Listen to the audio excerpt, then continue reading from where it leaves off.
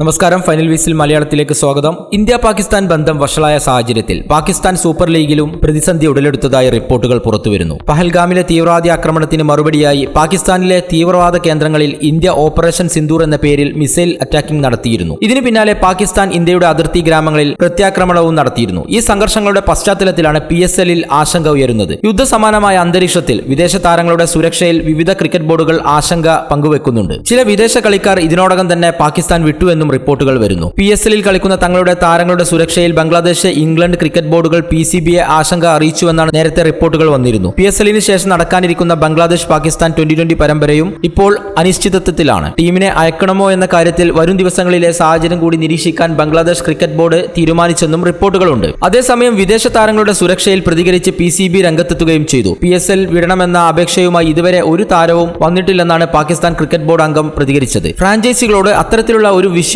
വിദേശ താരങ്ങൾ ഇതുവരെ സൂചിപ്പിച്ചിട്ടില്ല എന്നും അവർ പറയുന്നു. ലീഗിൽ 6 ഫ്രാഞ്ചൈസികളാണുള്ളത്. ഓരോ ടീമിലും 6ഓളം വിദേശ താരങ്ങളാണ് കളിക്കുന്നത്. നേരത്തെ നിശ്ചയിച്ച പ്രകാരം തന്നെ ടൂർണമെന്റ് പൂർത്തിയാക്കുമെന്നാണ് PSL അധികൃതർ അറിയിച്ചിരിക്കുന്നത്.